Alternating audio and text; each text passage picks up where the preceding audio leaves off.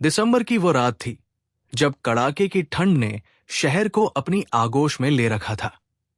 सड़कें सुनसान थी और आसमान में तारे भी सर्द लग रहे थे। मगर शहर के किनारे एक पुरानी गली में छोटे से घर की रोशनदान से मसालों की एक अजीब सी खुशबू उठ रही थी। ये कहानी है उस पुरानी रसोई की जहां सिर्फ बिरयानी नहीं पकती थी, बल्कि इंसानियत का जायका तैयार होता था। लेकिन इस खुशबू में छिपा था एक कर्ज, जिसे चुकाने के लिए एक दिल बेताब था। उस कर्ज की कहानी जानने के लिए आपको ये दावत पूरी खानी होगी। एक सर्द और कुहरे भरी शाम थी। शहर के बीचों बीच दस्तरखानम नाम की एक छोटी सी बिरयानी की दुकान थी। इसे चलाने वाला था अमीन, जो अपनी बिरयानी के लिए पूरे शहर में जाना जाता था। अमीन न सिर्फ एक बेहतरीन बावर्ची था, बल्कि दरियादिल इंसान भी था। अमीन की हैदराबादी बिरयानी पूरे बाजार में मशहूर थी। लोग कहते थे कि उसके दम पर रखी बिरयानी में नवाबी जायका है। ये बिरयानी ही अमीन की रोजी रोटी का इकलौता जरिया थी। अमीन का सिर्फ एक ही मददगार था, उसका बेटा अदनान। अदनान बेचारा जवान जरूर था, मगर मेहनत और लगन में किसी से कम न था। वो रोज सुबह मंडी से बेहतरीन चावल और ताजा गोश्त लाता, जिसकी बिना पर अमीन शाम तक अपनी लजीज बिरयानी तैयार करता था। अमीन अपनी छोटी सी रसोई में बड़े से देग में बासमती चावल, केसर, दही और खास मसालों से ऐसी खुशबूदार दम बिरयानी तैयार करता कि भूखा आदमी दूर से ही खींचा चलाता। अमीन की दुकान के ठीक सामने एक घमंडी और लालची दुकानदार हाशिम रहता था। हाशिम की बिरयानी भी थी, पर वो जायके में अमीन के आगे कहीं नहीं ठहरती थी।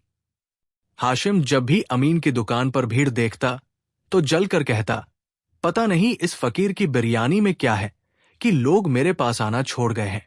जरूर कोई चालबाजी होगी। अमीन की जिंदगी का एक ही नियम था। वो शाम को बिरयानी का देग खोलने से पहले पहला हिस्सा निकालकर अल्लाह के नाम पर गरीबों के लिए एक कोने में रख देता था।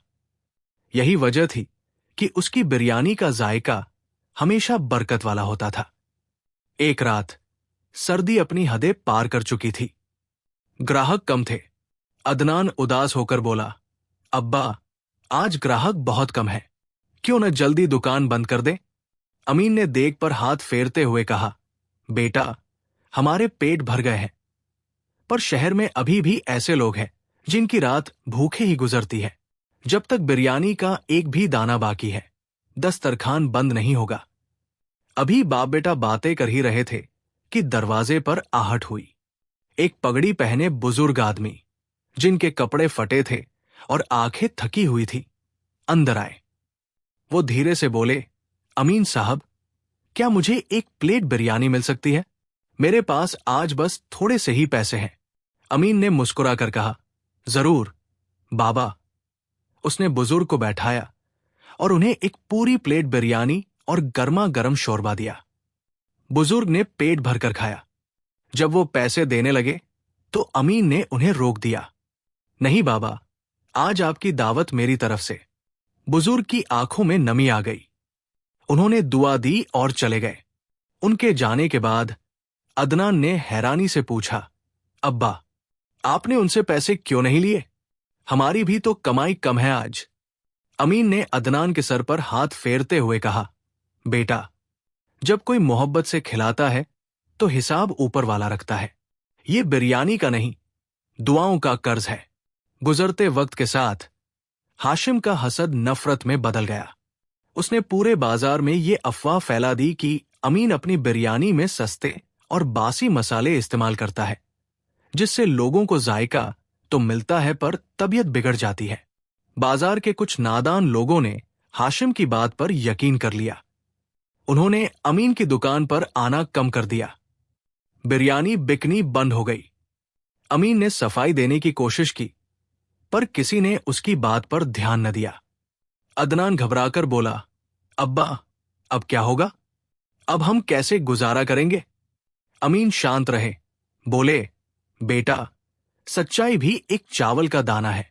वो हमेशा देर से पकती है, पर उसका जायका सब्र से ज्यादा मीठा होता है। हम इंतजार करेंगे। तभी अदनान को उस बुजुर्ग की बात याद आई जिसे उन्होंने मुफ्त में बिरयानी खिलाई थी। वो अगली सुबह फौरन अपने हाथ से बिरयानी का देग तैयार किया। उसने बिरयानी ली और बाजार से दूर शहर के दूसरे कोने में जाकर बेचना शुरू कर दिया। पहले तो लोग झिझके, पर जिसने भी पहला निवाला लिया वो मसालों की खुशबू और गोश्त की नरमी का दीवाना हो गया। वही जायका, वही मिठास। ये बात आग की तरह पूरे शहर में फैल गई कि अमीन की बिरयानी का जायका नियत का जायका है। कुछ ही दिनों में शहर के सबसे बड़े रईस, एक जाने माने कारोबारी, अमीन की दुकान पर आए। ये वही बुजुर्ग थे जिन्हें अमीन ने सर्द रात में बिरयानी खिलाई थी। उन्होंने आकर अमीन को गले लगाया और कहा, अमीन, उस रात तुमने मुझे जो बिरयानी खिलाई थी वो सिर्फ खाना नहीं था, वो मेरा टूटा हुआ भरोसा था। तुम्हारी इसी नेकी के बदले मैं आज तुम्हारी मदद के लिए हाजिर हूं। उन्होंने अमीन को अपनी दुकान को नए सिरे से बनाने के लिए बहुत बड़ी रकम दी। पूरे बाजार को अपनी गलती का एहसास हुआ। सब लोग अमीन के पास आए और माफी मांगी। अदनान ने सुकून की सांस ली। बिरयानी की खुशबू से रसोई फिर आबाद हो गई। अदनान मुस्कुराकर बोला, अब्बा, मुझे अब ठंड नहीं लग रही है। आपको भी ऐसा लगता है क्या? अमीन ने मुस्कुराते हुए अपने देग की तरफ देखा। अदनान ने कागज उठाया और दुकान के बाहर एक बड़ी तख्ती पर लिख दिया, कमाई मसाले से नहीं, नियत की आंच से बनती है। ये जुमला जल्द ही पूरे शहर का नारा बन गया।